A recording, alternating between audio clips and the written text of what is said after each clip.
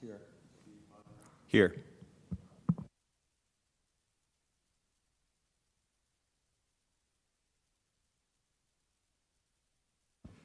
Just kick off the meeting here. First of all, I thank you for coming on this kind of interim meeting between our October official meeting and our November official meeting, which will be next Wednesday.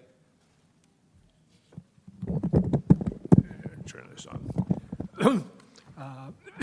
But in talking with Steve, we thought it would be important to go over really a brainstorming session amongst us as to what we want to accomplish over this next year. What are some of the key projects that we want to address, and maybe assign some individual responsibilities in various target areas. So just thanks for bearing with us and spending this little extra time that we have here. And I just add to that I look forward to this coming year working as a committee. I'm looking to see that we really can make a difference here in the city and add value to what is going on in the city. They're making excellent progress with various projects. Ours are mostly aimed at safety, safety on the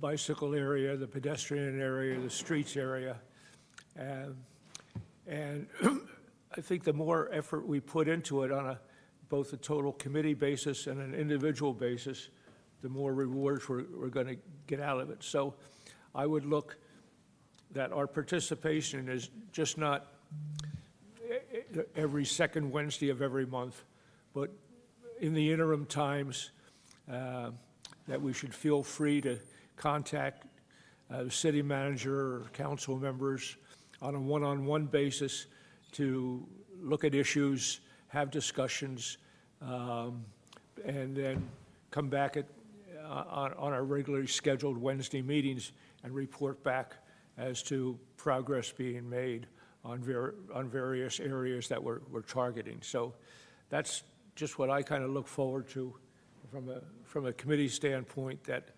the more effort we put into it, I think the more we're going to get out of helping the city and being an advisory group, which is what our terminology seriously includes. With that, I turn it over Councilman Bodnar. Okay, just Jim, I just want to echo the thoughts that you just said. I think that in part having the session that we're having and defining what our goals are, this group's goals for in 2026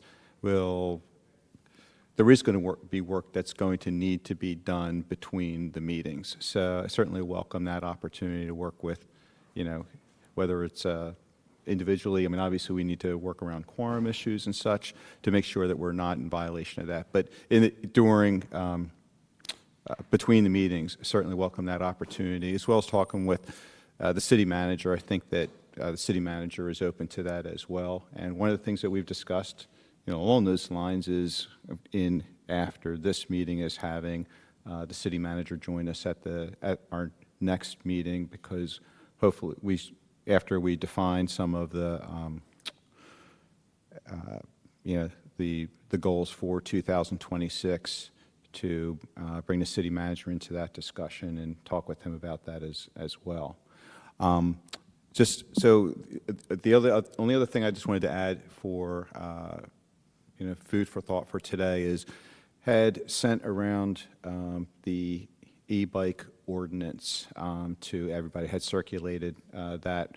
I hope everybody had an opportunity to take a look at that. That was introduced at the October 21st City Council meeting. So status update is the ordinance has been introduced. It would be scheduled for a public hearing and any further action that would be our next City Council meeting, which I think is the Monday coming up, whatever, the 12th, 13th, whatever that Monday happens to be. I know usually we have two meetings on Tuesdays, but due to the scheduling of this month. It's going to be on a Monday. Monday. Jerry, let me double just check the date there. So it's not next week. It would be Monday the 17th is when it would be scheduled. So, at Steve, just one item going back to working between meetings a little bit. The protocol is that department heads report to the city manager, and that the protocol is if you want to go see a department head, whether it be the police chief about something, or public works, or some others, please go through the city manager and not directly to the police chief or whoever you want to see, and just get sign off from the city manager. But feel free to do that, and I think we can make some good progress then. And I welcome being part of those discussions too. You feel free to do that individually, but also, from a city council point of view and from a city point of view and moving these issues forward, please feel free to reach out to me and involve me in those conversations. Again, just touching on the ordinance, the last thing I just want to add to that is, there was some, it was introduced at the last session. The police department has also reviewed the ordinance as well. Lieutenant Walker attended the meeting, spoke in favor of the ordinance. As you've seen, if you look at it, I mean, essentially, like it provides an enforcement tool for the city and for the police department. In essence, it advises users to follow the rules of the road. It doesn't necessarily break a whole lot of new ground. Some of the regulations that are necessary for e-bikes, particularly regarding registration and perhaps licensing, are really something that takes place at the state level. We're still working on those issues at that level, but I think that we're trying to come up. The goal is to come up with an ordinance that gives an opportunity, one, for enforcement, but also continuing education and behavior modification of users, also to provide some consistency with neighboring communities as well. Lower Township has passed an ordinance that our ordinance is actually mirrored on the Lower Township ordinance. Cape May Point, West Cape May are also considering ordinances.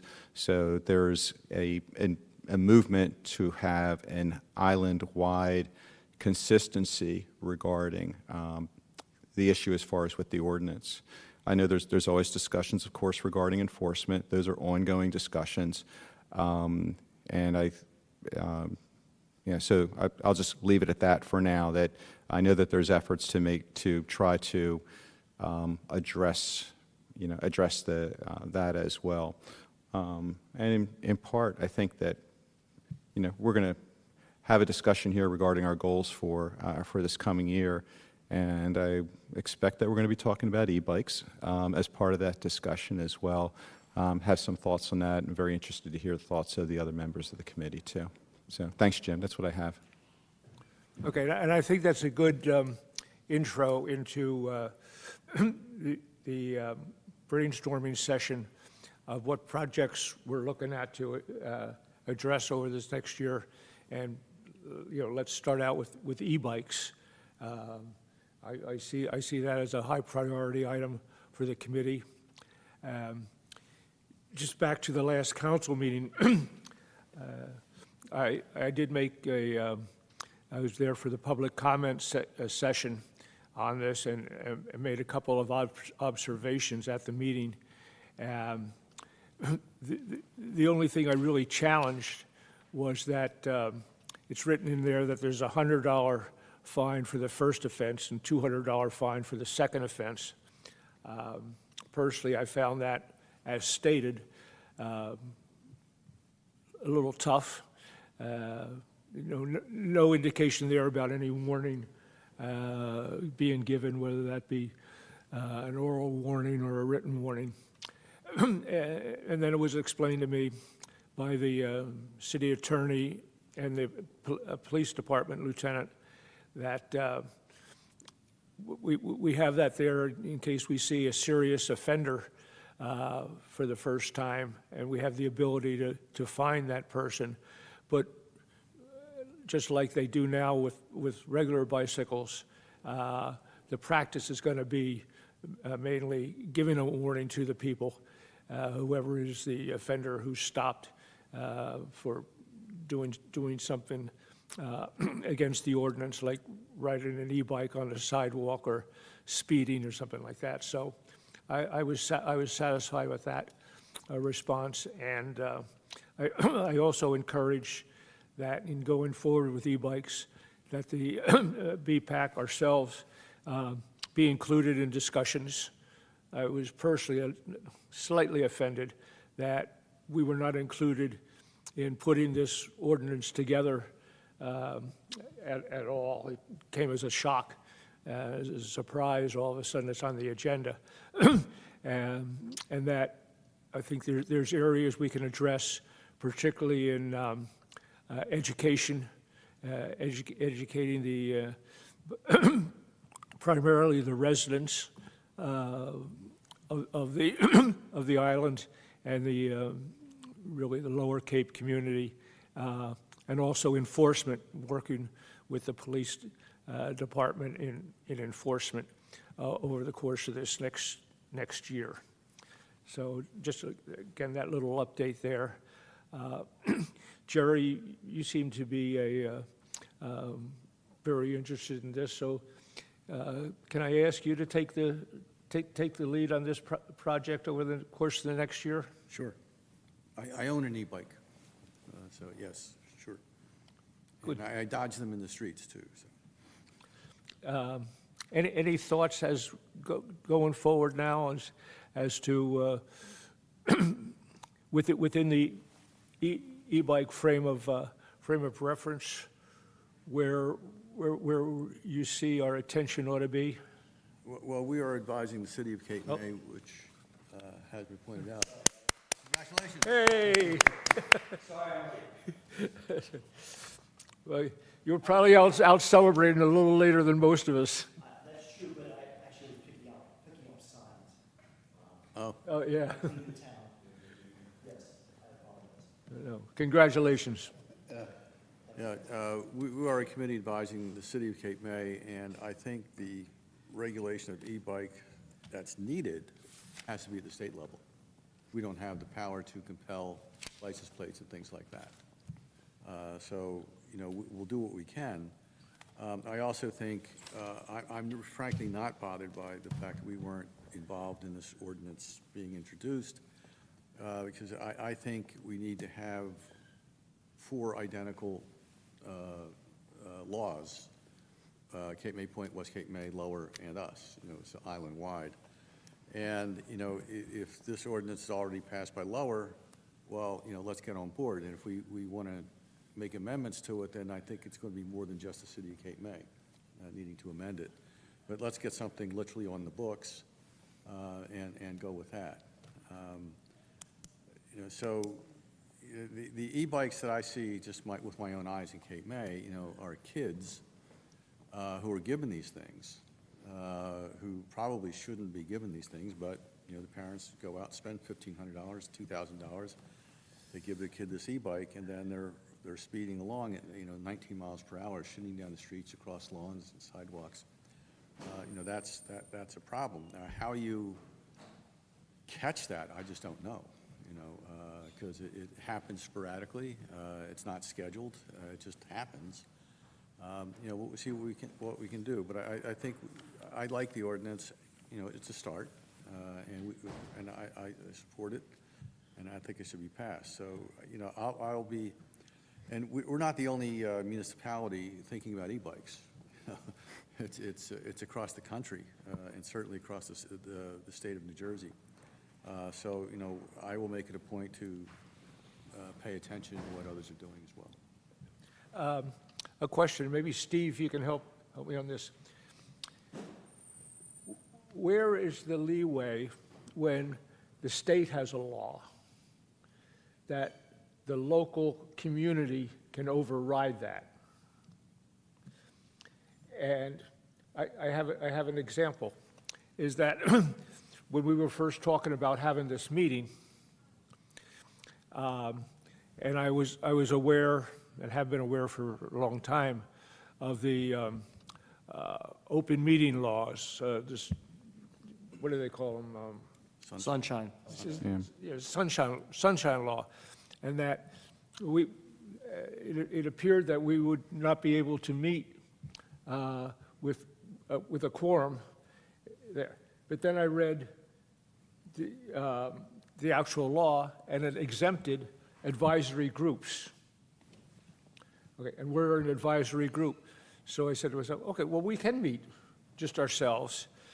And then I found out through Steve that no, Cape May has passed a ordinance where advisory groups have to obey all the regular things. So we have to have this, published. We have to have an agenda.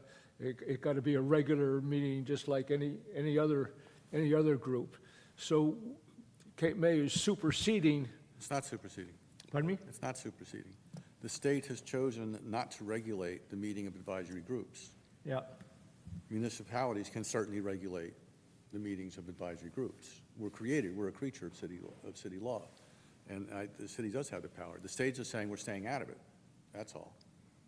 So they're not saying no, all committees must be able to meet with disregarding being open to the public. That's not what the law says. The law says sunshine must shine upon the meetings, but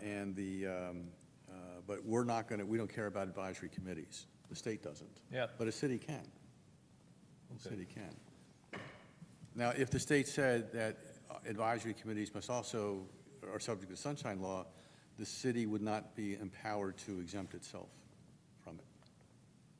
The state says they're just hands-off, so the city can be hands-on. Yeah. If I could just touch on that, and I'm not sure how much more we'll spend on this particular topic, but the reason why the city passed that was in the interest of having full transparency for all of our meetings. So they're open to the public, people can see what is happening. So that was the reason for that, to address that particular issue. If I could just, unless there's something more about that, I just have some thoughts on e-bikes. Jerry, I agree with you, and I think that, Jim, we've talked about this as well. I'm sure everybody has talked about it. We understand that there are certain limitations as far as what the city can do as far as regulating e-bikes. To answer, I guess, in part, one thing that can be done is, look, if there are certain areas as far as to prohibit where e-bikes should be operated or e-scooters can be operated, that's something that certainly can be looked at. I mean, in the city, look, they're prohibited from being on the, on the promenade. They're prohibited from being on the nature trail. The rest, we're not prohibiting them from our roadways. They're prohibited from operating on sidewalks and in other areas that people would be that are designed specifically for walking and not for any type of operation of a vehicle like that. Off the top of my head, I don't recall what other specific areas there may be, but I think that I would agree with you, Jerry, as far as we may have reached, I think, the limit, and we've had discussed this with our city solicitor as well. I think our the belief is that this ordinance kind of takes us to the limit as far as what the city can do from an enforcement standpoint regarding e-bikes. So but one measure that can be taken is to have some type of safety campaign as far as with education. A suggestion would be that we have, and that this group support a bicycle and e-bike and e-scooter, some type of pedestrian safety campaign. as far as, thoughts and ways that we could go about that is through social media and Facebook messaging, getting that message out, using our city electric signs and other media messaging.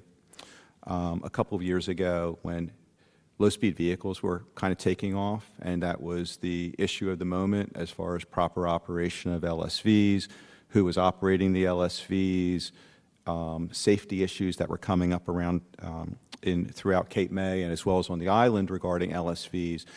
A brochure was created that addressed safety issues and rules and regulations regarding operating LSVs.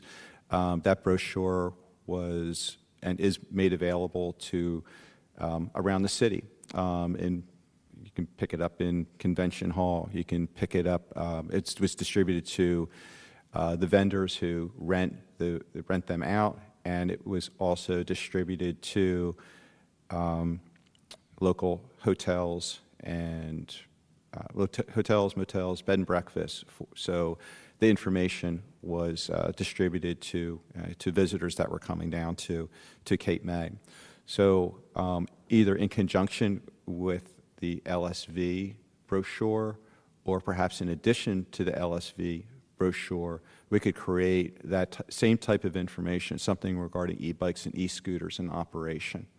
Now, of course, that'll touch on the visitors, which turn over on a weekly basis. Education down here, we need to hit people constantly because we turn over every single week or every few days with a great segment of our population and group of users. But of course, we also do have a core of users as well who are here either seasonally or work in town or are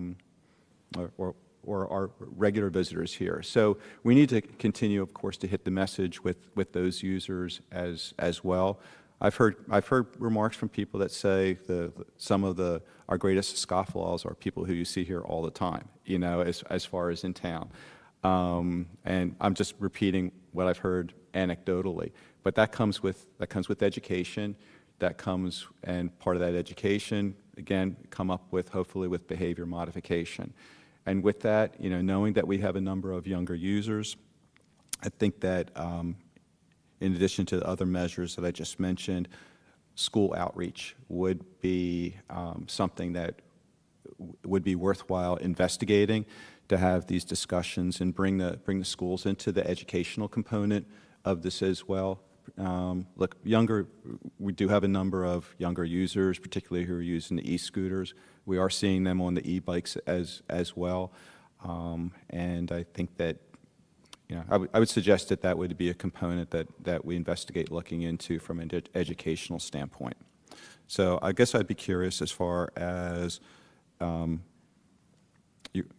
group's thought as far as talking with the city manager about our developing a safety campaign regarding e-bikes, e-scooters, and these devices. Thanks, Steve. One other thing on e-bikes, I think it would help to do some research on best practices that other communities have been working on. And with that, Bob was just talking to me right before the meeting. You've looked up a couple of municipalities with what they're doing with e-bikes. Would you like to just report on that a little bit? Yeah, there's a couple of things I'd like to bring up. A couple years ago at our Kiwanis Club, we started a Bike at Night, Have a Light program. And we went to the schools, we talked to them, we gave every school child in Cape May and West Cape May bike lights for their bicycle for no charge. We talked to the police chief at the time, and when you drove into town, it had that slogan come up, Bike at Night, Have a Light. And we also had a float in the parade, the 4th of July parade, that had that, we kept using that. And we also gave out 300 sets of bike lights at the National Night Out. And, but it's an educational thing, for sure. We also, we gave gift certificates to the police for ice cream cones if they caught a kid riding with a helmet on. You know, positive reinforcement and get that. And we had some success with it, and, you know, we did it for years, but there is. Now, that was for just regular bicycles. It was That was not- just regular, Not not e- directed but- towards e-bikes, yeah. But, but we ran into some things. There's a law on that says all bikes, all rental bikes have to have lights on them, front and back lights. And we tried, one of the companies did it, none of the rest did. And there was no enforcement. And I was just at a bike shop the other day, and they had a couple of the city bikes in there being retuned.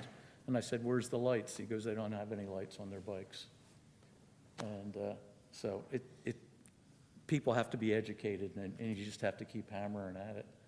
But I did look up for Ocean City, Maryland, Rehoboth Beach, and Ocean City, New Jersey, and there are different rules as far as e-bikes. And Ocean City, Maryland allows it. Rehoboth Beach does not. Electric On the bikes- promenade. On the promenade at all. Only people-powered bikes is what they call them, is what they call them. But, and they have different hours too. Most of them go to 11 o'clock on bike riding, not 10. And, but no electric bikes at all on sidewalks.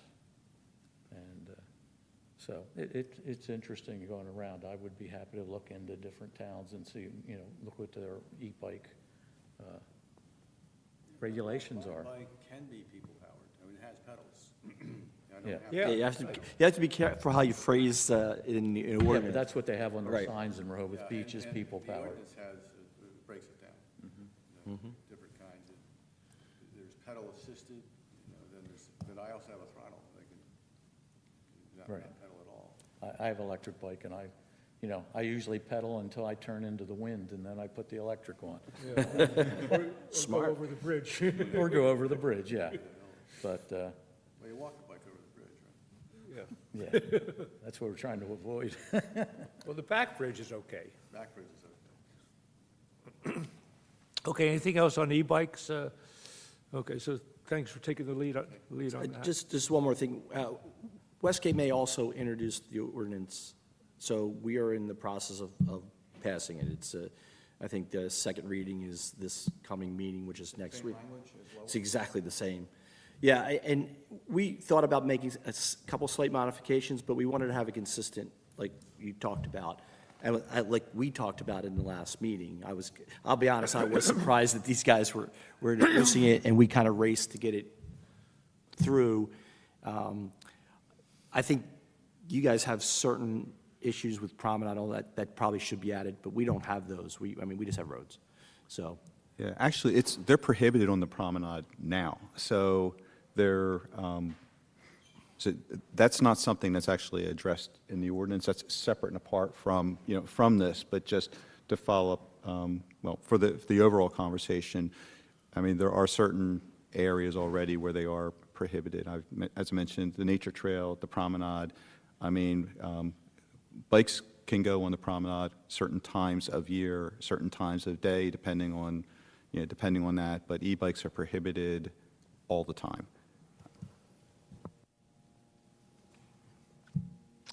All right, moving along. The other goal and priority topic that we had talked about a little bit was the pedestrian bridge between West Cape May and Cape May. And I'm looking at George and Bob for a leadership role in that area. I mean, I know you have already been very close to the situation. Sure. I can tell you where we are. I think the last meeting we had just received a grant for $700,000. So we have a total of $785,000 in grants to do the bridge, which should cover the full cost of it, which is great. I also, when I was out campaigning, we actually met people who wanted to become friends of the bridge to do all the landscaping and all that kind of thing, which is great. Community involvement is critical. Where we are in actually getting it approved, I guess 2 weeks ago, we did we had the Boring Brothers out doing boring. They did soil samples to test for when they would drive, they're going to drive piles, and then they put a cap, and then they drop the bridge on it. So they did soil samples on both sides, the Cape May side and the West Cape May side, and that was so that we can finish the preliminary design work to submit for the 2 DEP permits that we need. So that was, it's not like we were drilling to put something in the ground. We just were doing testing to make sure that we have our design correct when we go to the DEP. Once the DEP gives us approval or makes comments, where they say no, if they make comments, you need to correct certain things, we'll come back and fix those. And then once that happens, once we have all those approvals, we can move forward on that. So. Okay, well, we'll just count on the two of you to keep us posted, and if there's any action that we need to take, Yeah, lead us down the right path. Yeah, I mean, we've been in discussions with Steve and Mayor Zach and Paul Dietrich about when work is getting done. I mean, obviously, it's a joint project. We have the lead on it. We have the lead engineering position, but that's where it is. I mean, that literally, as of right today, that's where we are. A point of information, who owns the lots? So on our side, which is West Grant, that is actually a paper street. It is First Avenue. I'm sorry, it's a what? A paper street. It is actually a street. That lot is not a lot, it's actually a street. Oh, And on the other side, which is First Avenue in Cape May, it's owned by Cape May. That is the city land on that side. well, what's the ramification of that actually being a paper street rather than a lot? From a- There's not a lot of, there's a few legal things that are different on what you could do there. I mean, theoretically, we could put a street there and run a car bridge there, which we have no interest in doing. Public, no interest. This is a safety, this is really for the safety of people, getting them off Broadway. It's part of a whole network of how we want to get people to the beach from the point, western part of West Cape May, and get them off of Broadway. And this is just one little part of it that kind of connects it to the beach. George, just out of curiosity, what's the approximate distance of the proposed bridge? The preliminary drawings, we have 50 feet, but That's it? it's a 50-foot bridge, plus there's a pathway to the streets on both sides. It could be a little bit longer, depending on what we find with the DEP. That's why it's preliminary, but the estimate is it's not very long at all. 10-foot wide. We had originally thought 8, but 10 is much safer for bikes going in both directions. And it is built, it's not built on site, it's built in a factory or whatever, and they bring it, and it'll actually be kind of cool when they do it. It's probably a must-see. They're going to bring big crane, and they're just going to drop it onto both sides of the footers on both sides. So that'll be cool. I've seen them do it with a helicopter. I was going to see if maybe we could get a Sikorsky in and just drop a big train, big bridge. It's not big enough, though, and that would be a little cost prohibitive. That would probably take half our budget. It would be awesome. I've actually seen that done. They put a train bridge over the Schuylkill Expressway outside of Philly. And I just happened to be driving down, and they stopped the road. It was like 11:30 at night, and I was like, oh, no, what's going on? And here comes this helicopter with a bridge. Very cool to see. So we'll make sure we make a nice announcement if it gets approved by the DEP. Just want to make sure everybody hears that. If it gets approved, it'll be kind of fun. And George, there's going to be stanchions on there, so golf cart won't be able to use it, right? We'll have, yes, there is no way a golf cart's getting on there. Or one of the issues that I keep thinking about is, do we ban e-bikes? Or I certainly wouldn't want somebody going across there at 20 miles per hour. The issue is, how do you enforce that? And so we have to think hard about that one. Is there an ideal timetable to have this completed? What's Well- the thinking around that? Well, when I used to be in business, I used to have a really good idea of timetables. Now that I'm in government, I can tell you it takes 2 or 3 times as long as I think, and then I add double that, and then I figure, I think it's gonna cost this, and then I add triple that. But no, seriously, realistically, the permits can take, we should have the design stuff done by the end of the year, submitted hopefully January. It can take 2 to 6 months to get the permits done. And it really depends on how many back and forths we have to do. So it's not going to be in place by like this summer, if that's what you're thinking. Okay, yeah. Yeah, realistically, if Probably we a get the permits, 2027. final design work, maybe next year, maybe at the end of next year, the winter. I mean, theoretically, you could do it during the busy season, but we wouldn't do that because people have rentals all over the place down there. We would probably do it in the fall or the winter. Like I said, there's a lot of ifs there. Yeah, understand, but thanks, okay, so we're talking a year or 2 out. I don't think that long, but I would say, give it a year. This time next year, maybe we'll be actually doing work, who knows? If everything goes according to plan. Which is a little rare. Well, honestly, the only big holdup is the permits. We basically have the money, and a lot of times it's the getting of the grant that holds a lot of things up. That's, you don't get it, they don't let you have access to the money for a while. I mean, we had one project that literally started before I was in office, which was 4 years ago. We're still doing the design stage. And we're getting little drips of money coming out to do different things.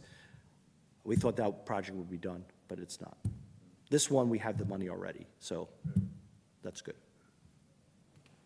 Okay, anything else on the bridge? Questions or, all right, well, lead us into the And process. we definitely, and Steve and I have talked, we definitely want to work with the community around the bridge to make sure that we're working together to make things safe for them and address some of their needs there in terms of, screening from their houses and things. There are trees on our side of the lot that block the view from the houses next door, which is actually good. Like I said, we have landscape people that want to help us do this, which is great. But we want to make sure that we're reaching out to the community each step, so. And there have been a number of questions. There have been, people have expressed concerns, particularly regarding the safety. And, what we have, the response that we have made is we don't have a final plan yet, and we're working on that. That's going to be incorporated into the plan. So, at this point, those issues are going to be addressed. But we're not able to answer all of those questions at this without point in a final time. plan, So, it's hard. but I would say they're being taken into consideration. So, and they will be addressed. Okay, thanks. The next priority area that I have is the infrastructure projects that were promoted by the consulting group last year. We passed this out last week, but I'll pass them out again. You need bifocals or trifocals Oh, my. to read this, unfortunately. But, and my suggestion is picking out a couple of the most important things, or at least what we think are the most important things, to try and get accomplished this next year by Cape May, and where it includes adjoining municipalities. But I'd like to come out of today with, okay, we see this list, we're going to get involved in a couple of these. Which ones do we see are the most important? And what can we get done in a relatively one-year time frame? You certainly can't get all of these done either from a financial standpoint or just a time and effort standpoint on our part. But I'd like to open this up and come out of today's, this is really the focus of today's meeting, come out of this so that next week we have we can present, okay, here's the infrastructure projects that we see we can get involved with and help in our way of advising Cape May City Council and the city manager that these are areas we see we can help get involved with. And so I don't know how much time and thought you've put into it. Steve, I know you have a little bit. Maybe we start out with what you see as some priorities here. Okay, so look, I agree. I think that the best way to handle it is to focus on probably one or two projects for 2026. I think looking at the Lafayette Street, Bank Street, Decatur Street corridor, to have safe passage there and to have some type of working on a safe corridor for, in that section of the city, heading towards the beach area is an area, one, that is kind of touches some of the different boxes that you just mentioned, Jim. One, I think that there are areas that probably we can get a significant benefit for the city from a cost standpoint. They may fit within what would fit within the budgeting constraints, and also is a project that it's realistic to look at being done in a fairly in a reasonable time period.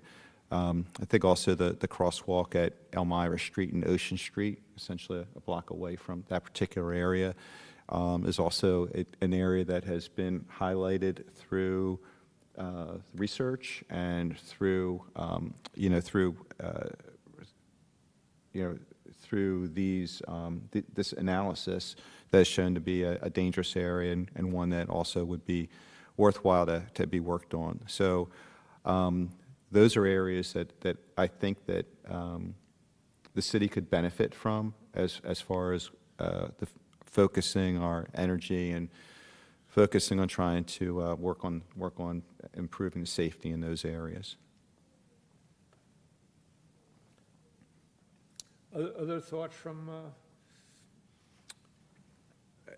I can tell, yeah, I can tell you, West Cape May already has, for item number, where are we here? The Stevens Street, which connects to Seagrove, we already have, I mean, this doesn't affect Cape May at all, but it's on here. We actually have a project to redo Stevens, repave it, and put speed tables on it, basically to match what's on Seagrove. I mean, that's a route that everybody takes, and there's a lot of speeding on that road. And that's one that we actually own the road, the county doesn't, so we can do that ourselves. So that is actually a project that is listed. We're out trying to get grants for it. So that's that will happen. The one that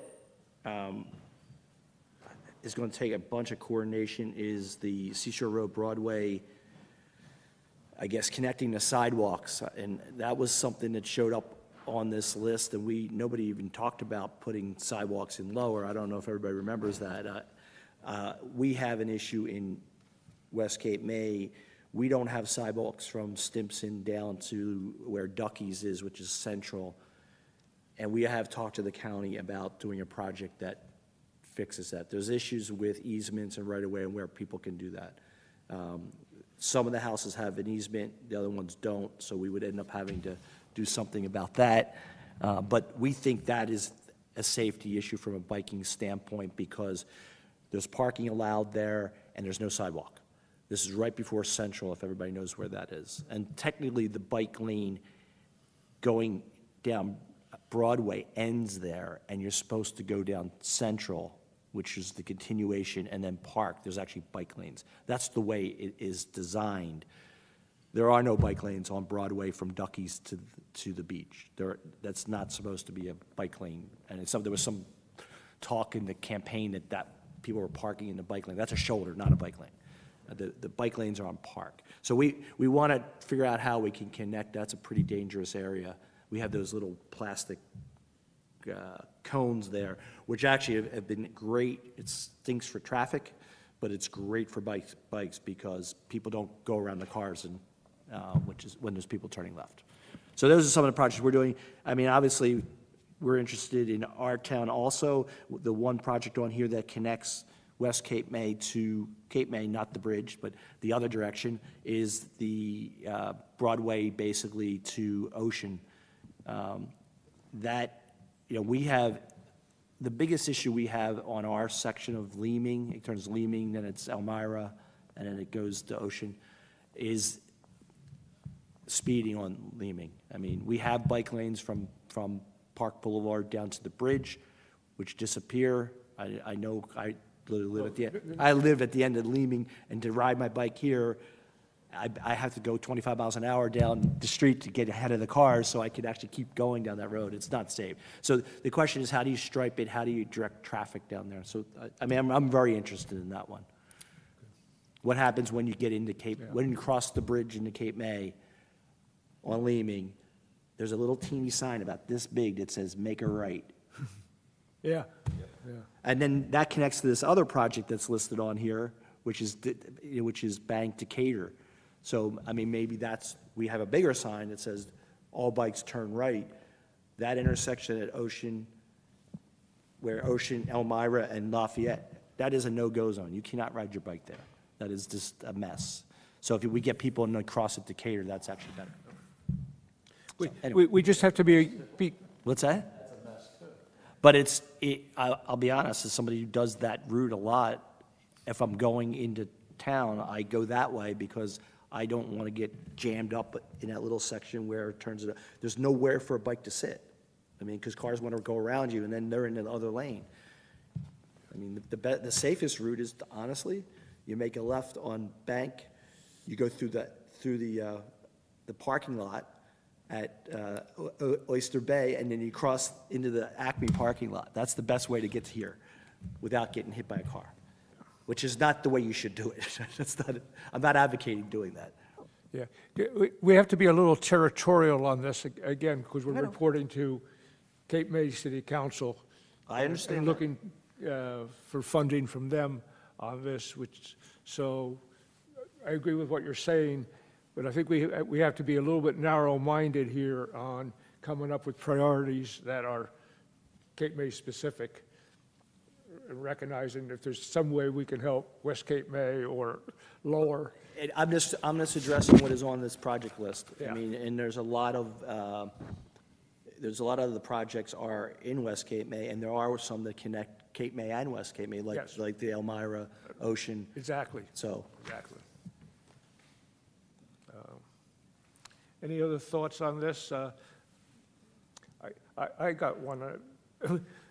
My own priority, which is somewhat controversial, is the speed bumps, speed tables, speed humps. I guess they're the three categories. And I would like to see them get on our priority list and address that with the city manager and council about installing these. I see them being effective in our surrounding communities, such as Cape May Point, Stone Harbor, et cetera. And it's also something that we can do within our budget. We don't have to spend hundreds of thousands of dollars. This is a low budget item. And when we talk about safety being our priority, and I'd like to get back to that in a little bit. Lower speeds are safer speeds. And we don't have the police manpower to have good enforcement all over our city of Cape May on the streets where we know there's speeding going on a regular basis. So I'd like to see us put some type of speed bumps or probably speed tables. Again, there's 3 different designations of types of lowering speed limits to put out there, and get more information, dig into this project, and let's see if we can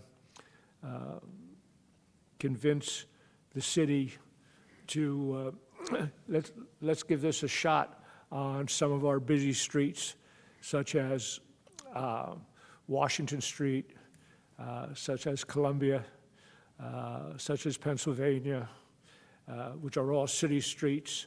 There's other county streets, such as Lafayette, Michigan, that will be a little tougher to do because there we have to interface with the county.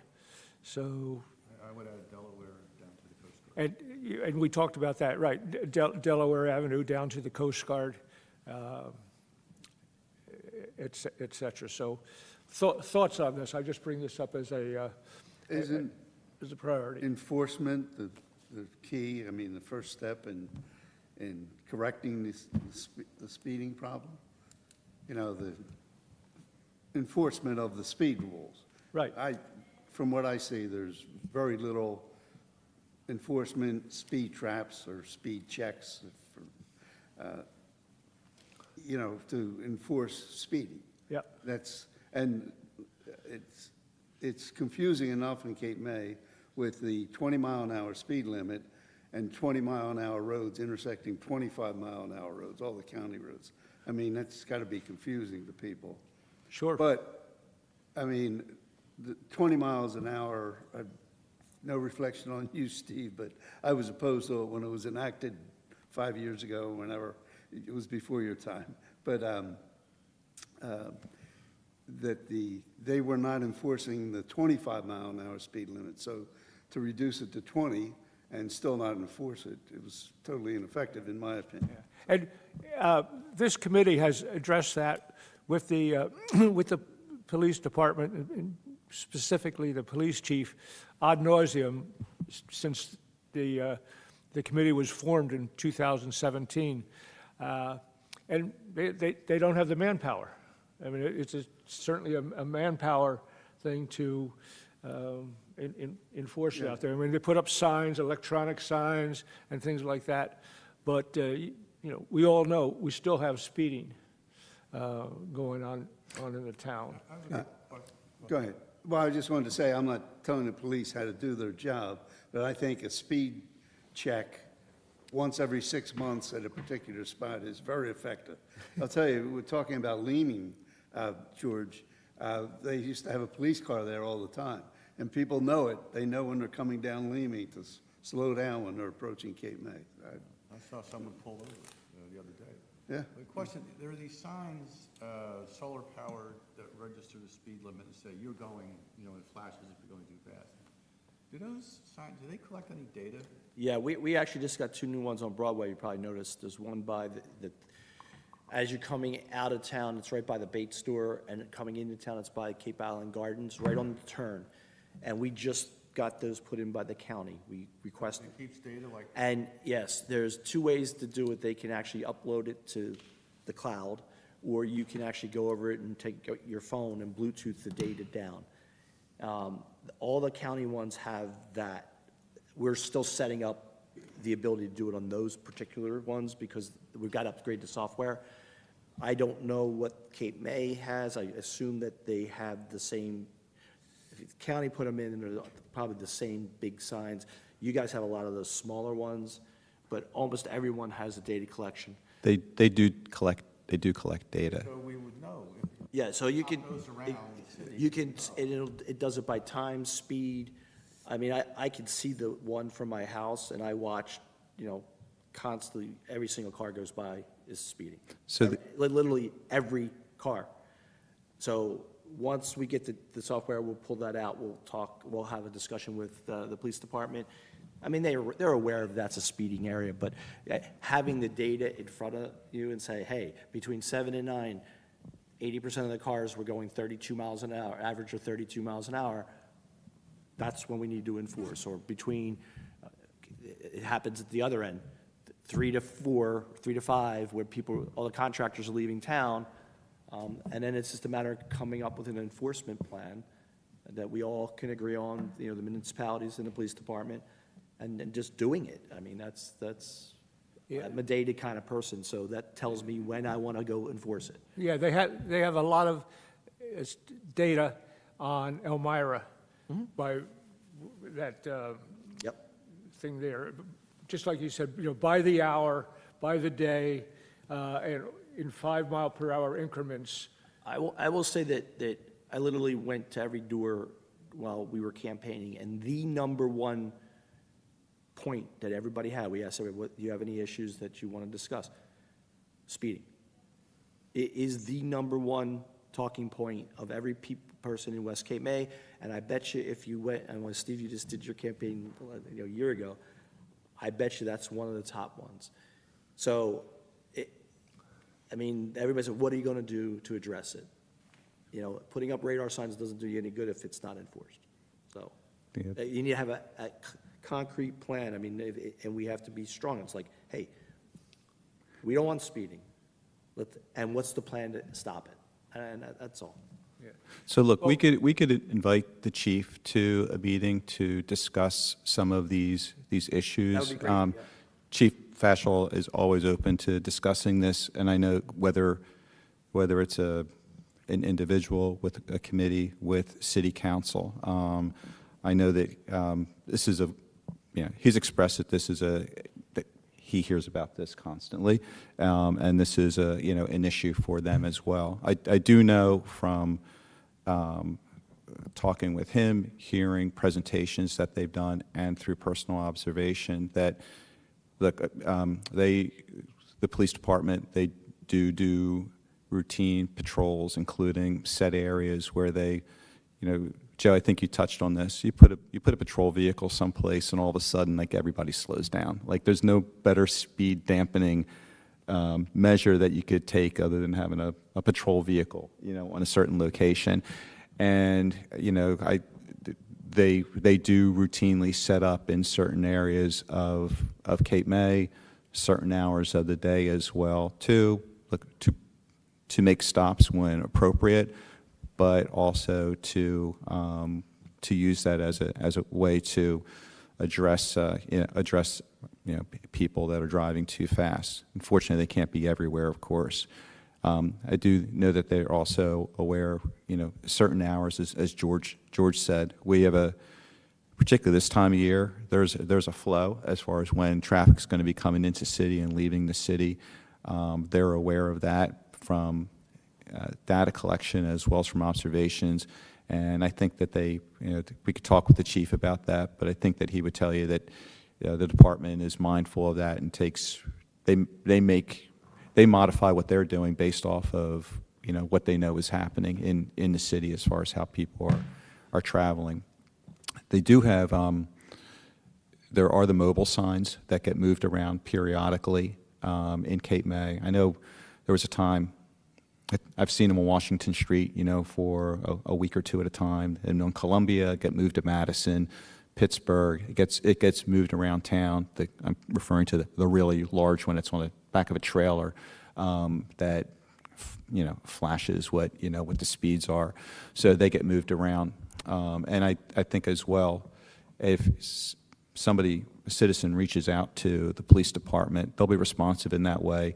I know there was not that long ago at a city council meeting, somebody on Columbia came up and in the public portion expressed about speed a certain time of day on Columbia. The next day, they moved the sign over there, and I know that they increased their just enforcement as far as the sign, to notify people and act as a speed dampening mechanism, but also to increase patrols over there as well. So they do collect the data as well. I know that they're, speeding is certainly an issue. There was something else I was going to mention as well, which is kind of is left me for the moment. But I know that this is something that's an issue. I suggest that we have the chief come in and have a conversation with us. I think he can probably give a lot more Yeah, information. they've been real, I mean, Steve's right, they've been very responsive. Anytime I've asked them about different areas, could they make sure they set up a patrol, they'll set it up. Sunset Boulevard is a bad one, and they've done that. We have had the trucks going out to Higbee, and they're back again, and they're always, they always appear to be speeding, and a lot of times they are. They're just so big and loud, and, when they hit a bump, it's so they have been doing a pretty nice job with controlling that. So if we ask them, they're very good about it. So, and they do, I mean, we have speed traps set up on Broadway. They did a bunch on Stevens, so they've been pretty responsive on it. I think, we just need to make sure that we all, from a municipality standpoint, we are giving the right direction. Hey, this is what our constituents want. Let's make sure that we do this and have a plan, that's all. So we can point to that. Yeah, I know the chief's even mentioned that, look, if there's a certain vehicle that goes past your house at speeding at a certain time of day, every single day, referring to someone who's in a business mood, look, he'll respond to that, and he'll send somebody out there to specifically address that particular issue, sit on a spot, and stop that person. So it's one of the benefits of being in the area that we are, being able to talk directly to the chief and have a certain small town aspect of community policing in that way. So I know that they're responsive in that way as well. I'm not saying it's perfect. There's other ways that we as a community can address this, probably to hopefully make it a little easier as well for the police department to enforce this. Maybe we need to have a couple more conversations about that too. Yeah. My idea is to see if we can get this project on the agenda, but then, once we get into the new year, determine our strategy and understand better the process of what do we need to do to convince city council, and particularly the city manager, to install speed bumps, or better yet, speed tables on certain streets in Cape May. But again, I think we need to understand, what's the process? Who is the decision maker? What are the objections to speed tables from an overall standpoint? And how do we minimize or negate those objections and do that over a period of time, let's say the first 3 or 4 months of 2026? So not trying to solve the problem now, but let's get some studying done. Let's get a strategy set forward, even if it's just on a trial basis. And it's not expensive in the overall scheme of things. And, maybe we can be successful, maybe not, but I'd at least like to see us give it a try and be one of those things in our safety area. So that's one of the items that we will add to the discussion to talk with the city manager on next week, correct? Yes. Okay. Yeah, I think, strategy, if these signs collect the data, yeah. let's pop them around and let's collect the data, and then you see where people are, I didn't realize Michigan was a county road. I see people flying down Michigan all the time.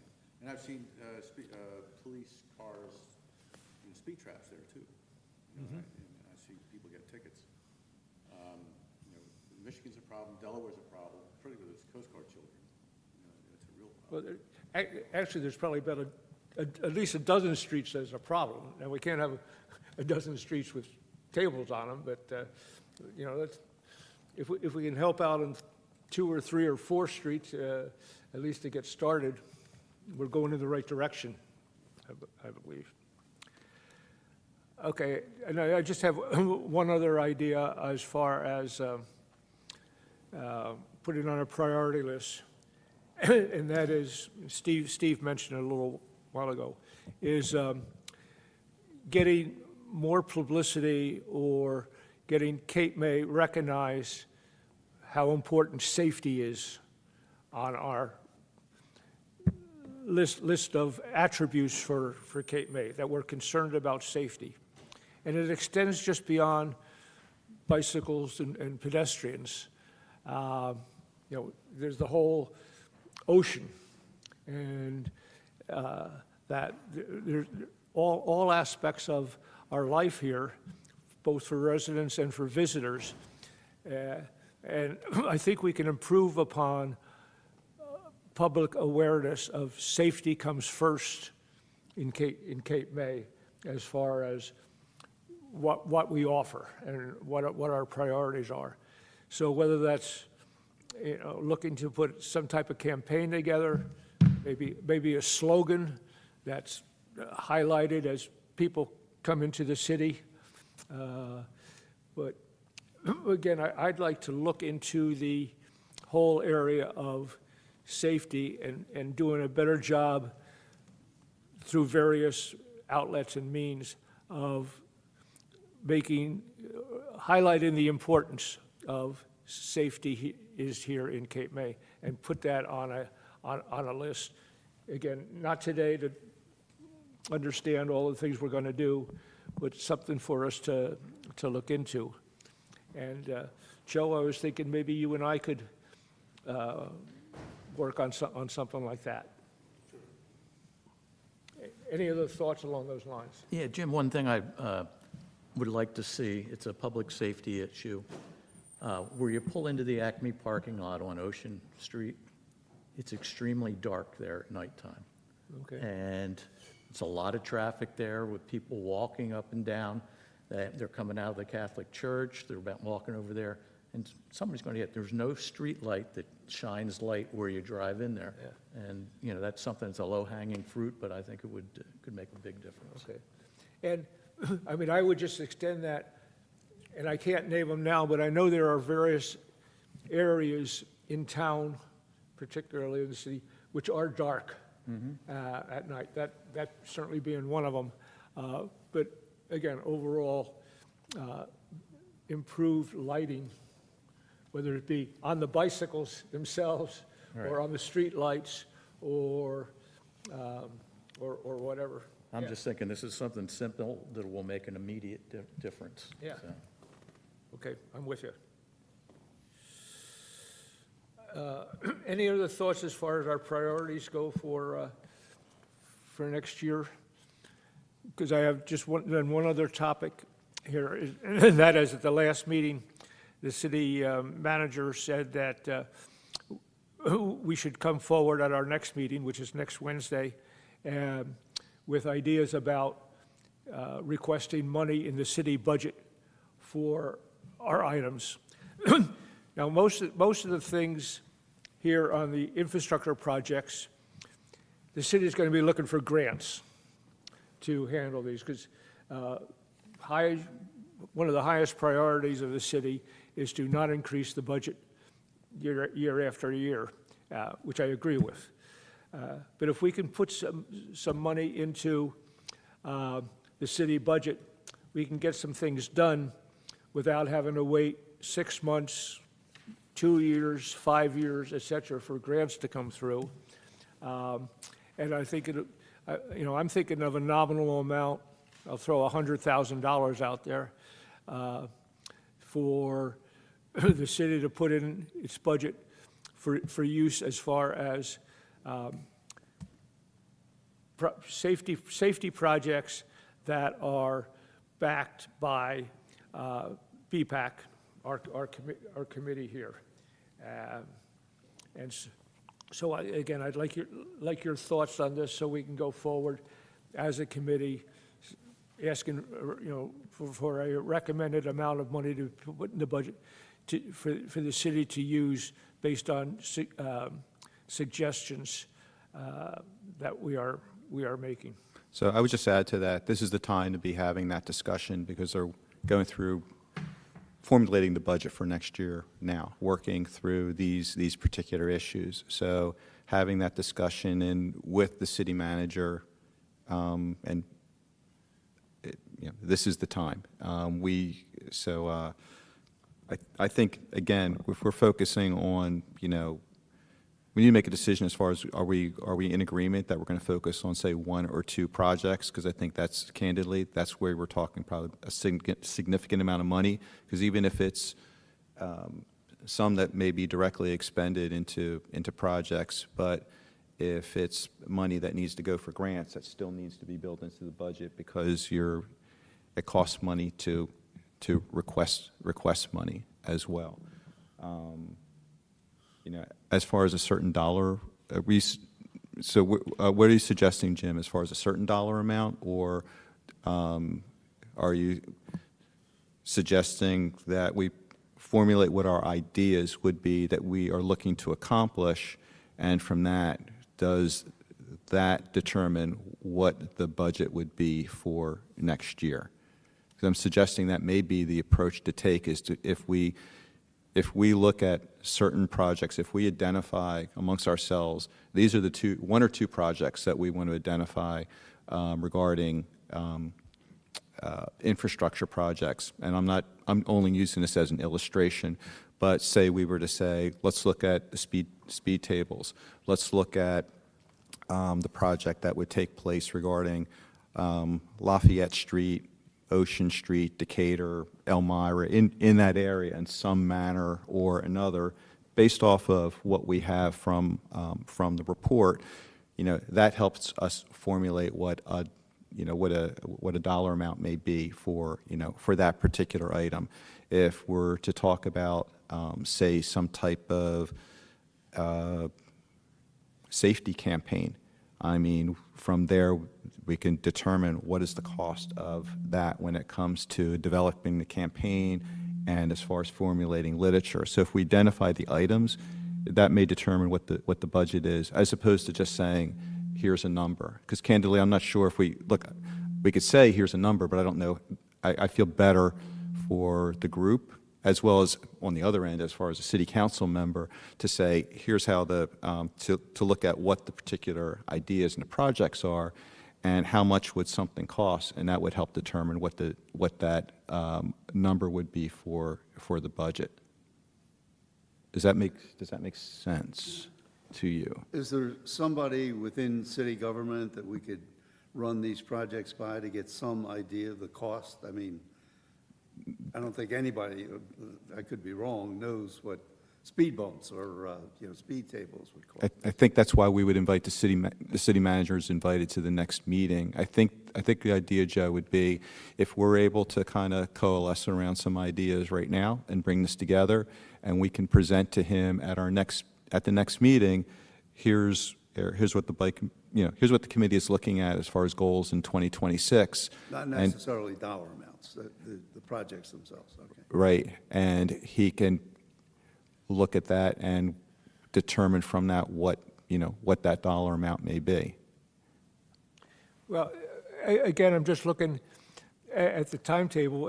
If they need a number by next Wednesday, I don't think we have the time or resources to do a whole lot of homework as to exactly, we want $12,000 here, $72,000 there, et cetera.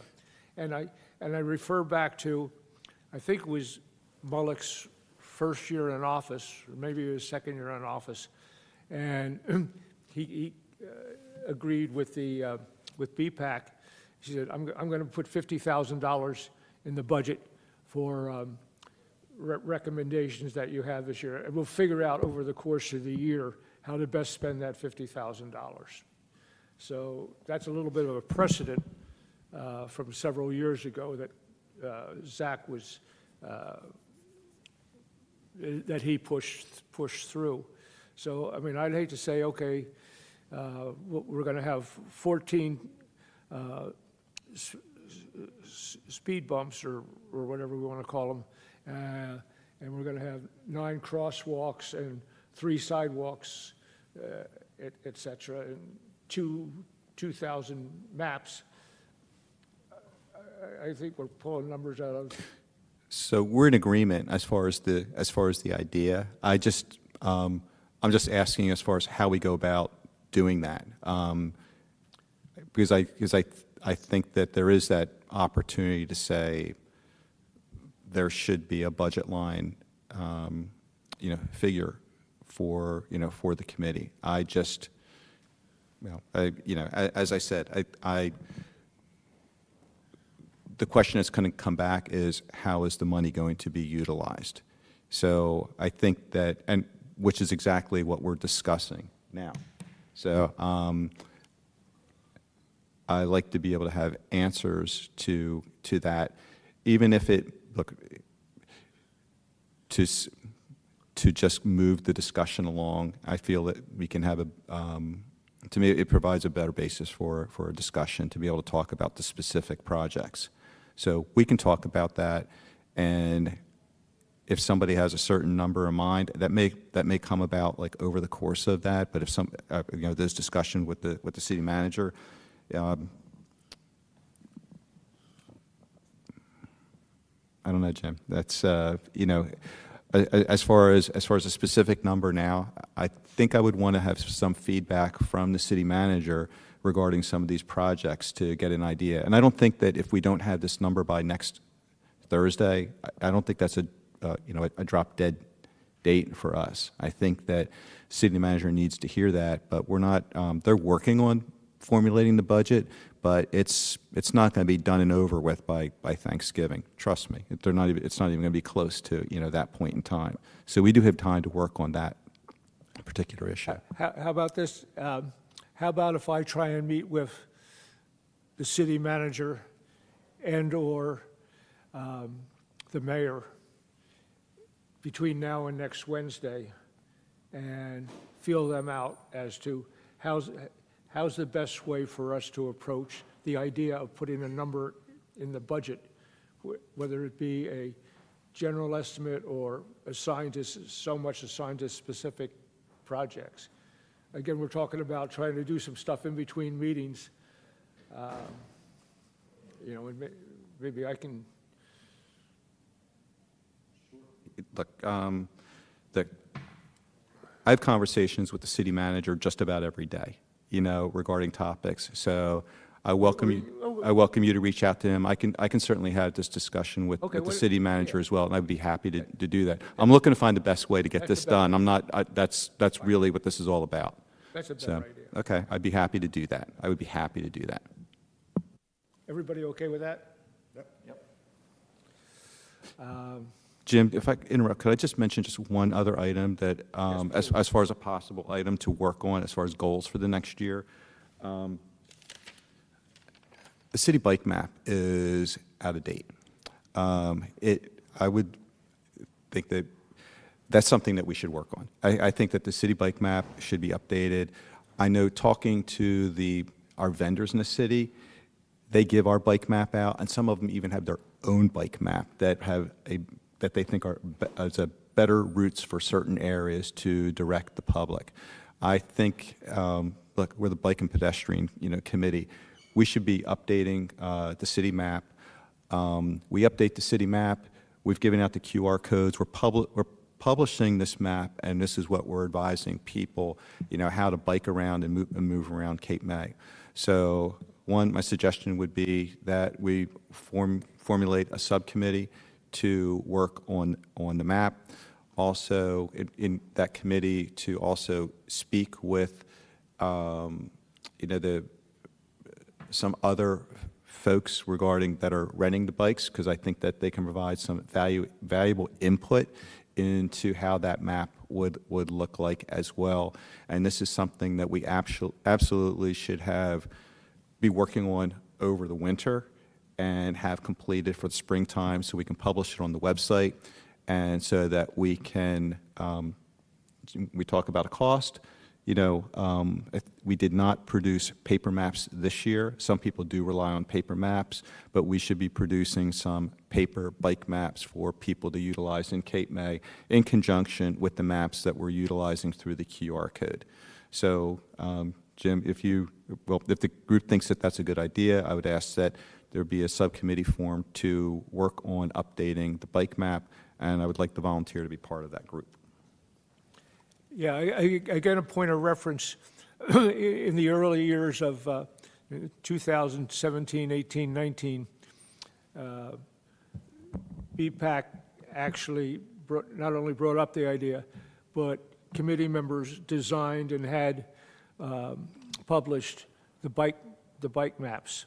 The city did cover the costs, but the committee members put in their own time in designing it, going out. I think we had a couple ads in there, et cetera. I don't see us doing that again. We're an advisory committee. We're not out there thinking that, oh, it's a good idea to put in a crosswalk. Well, we'll get some white paint and split up. You do this street and that street. We're advisory, so I would hope that we could advise the city about a new map and give them ideas on that. But it's really a city responsibility, not an advisory committee responsibility, to do the actual work of producing the map. Now, how they take to that, where their resources come from, or where their funding comes from, I don't know. Would anyone like to volunteer to help me working on updating the bike map? Yeah, I will. Okay. Thank you, Jerry. Thank you, Bob. Okay. Good. Okay. Outside of your Bapac responsibilities, so thank you. I have a question. Yeah. I raised this in an email with you, Jim, but I make the drive down Broad Street, make a right on St. John's.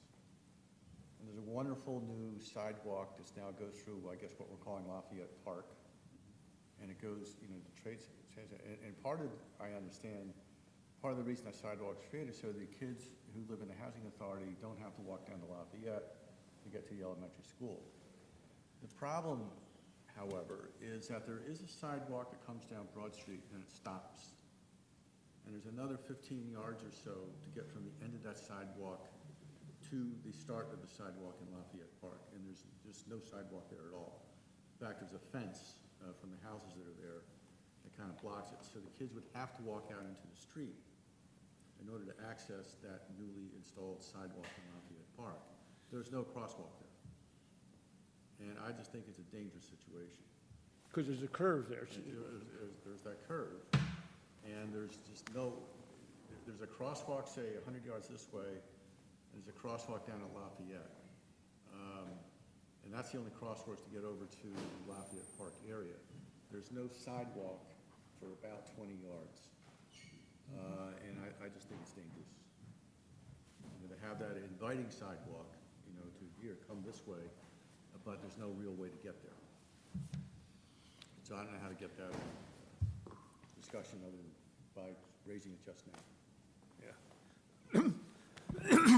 Well, we'll have the city manager here. That's something that we can talk about with him as a side matter. I'm not sure if that's something that's going to be incorporated with the, because that's right on the corner of St.